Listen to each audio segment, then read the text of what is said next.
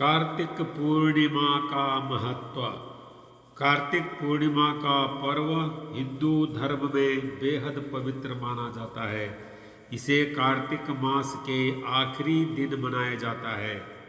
कार्तिक पूर्णिमा का पर्व न केवल धार्मिक दृष्टिकोण से बल्कि सांस्कृतिक और सामाजिक दृष्टिकोण से भी महत्वपूर्ण होता है। इस दिन दीपदान, गंगा स्नान, व्रत, पूजा अर्चना और दान का विशेष महत्व है। हिंदू पंचांग के अनुसार साल 2024 में कार्तिक पूर्णिमा 15 नवंबर को मनाई जाएगी। कार्तिक पूर्णिमा का महत्व। हिंदू धर्म के शास्त्रों में कार्तिक पूर्णिमा को पवित्रतम तिथियों में से एक माना गया है। इस दिन का महत्व विभिन्न धार्मिक ग्रंथों में विस्तार से बताया गया है। कार्तिक पूर्णिमा के दिन भगवान विष्णु के रूप में मत्स्य अवतार का जन्म हुआ था, जो सृष्टि के विनाश और पुनर्सृजन की कथा से जुड़ा है। मान्यता है कि इस दिन किए गए पुण्य कर्मों का फल अन्य दिनों की तुलना में अधिक होता है। विशेषकर गंगा नदी में स्नान और दीपदान को अत्यधिक पुण्यकारी माना गया है। भगवान शिव के भक्तों के लिए भी यह दिन खास होता है, क्योंकि इसे त्रिपुरारी पूर्णिमा के नाम से भी जाना जाता है। इस दिन भगवान शिव ने त्रिपुरासुर का वध किया था, जो संसार के लिए एक बड़ा संकट बना हुआ था। इसलिए इस दिन को बुराई पर अच्छाई की जीत के रूप में भी मनाया जाता है। इस दिन गंगा, यमुना और अन्य पवित्र नदियों में स्नान करना अत्यंत पुण्यकारी माना जाता है। कहते हैं कि इस दिन जो व्यक्ति गंगा स्नान करता है उसके सभी पाप धुल जाते हैं और उसे मोक्ष की प्राप्ति होती है।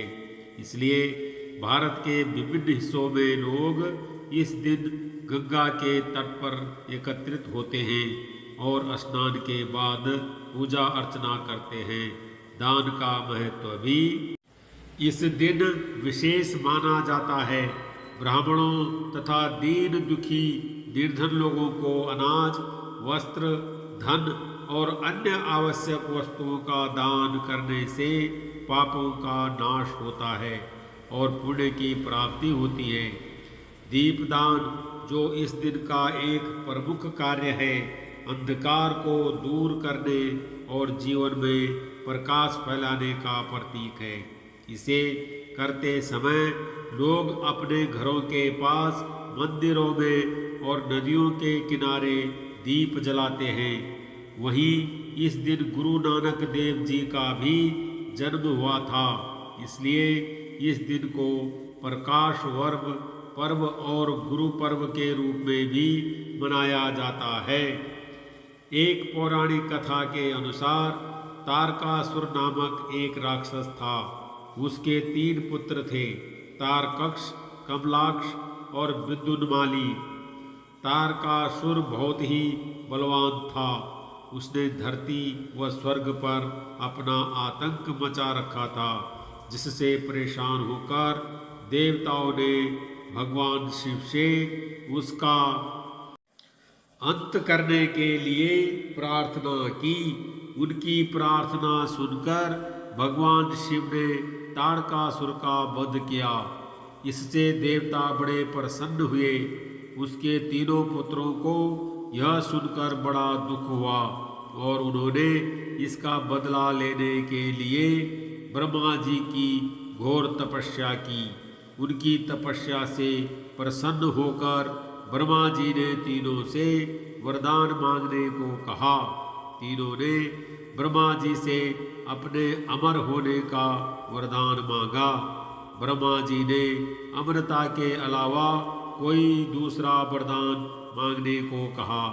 इसके बाद उन तीनों ने कुछ देर तक इस पर बहुत विचार किया और फिर ब्रह्मा जी से कहा कि आप 3 अलग अलग नगरों का निर्माण करें, जिसमें सभी बैठकर पूरी पृथ्वी और आकाश में घूम सके। 1000 साल बाद जब हम मिलें तो हम तीनों के नगर मिलकर एक हो जाएं।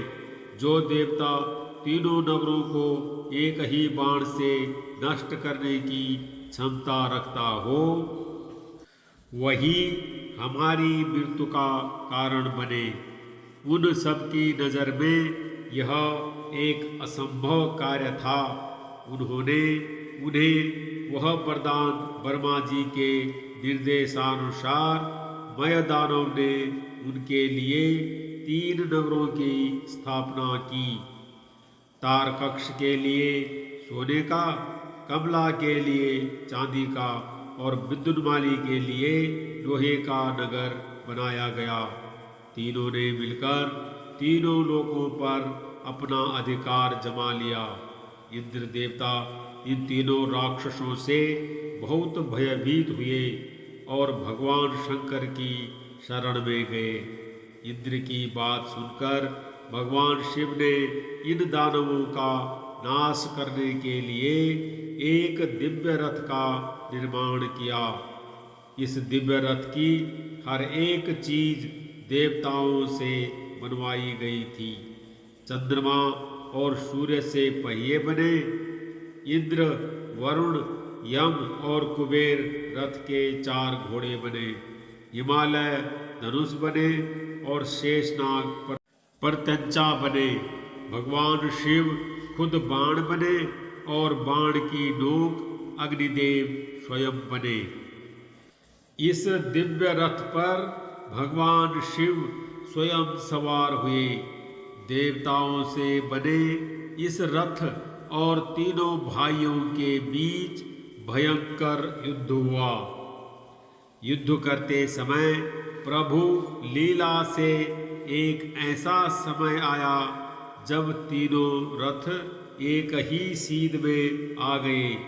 जैसे ही ये तीनों रथ एक सीध में आए, उसी समय भगवान शिव ने अपने बाण छोड़े और तीनों का नाश कर दिया। इसी वध के बाद भगवान विष्णु जी ने भगवान शिव को त्रिपुरारी नाम दिया। तभी से भगवान शिव को त्रिपुरारी भी कहा जाता है।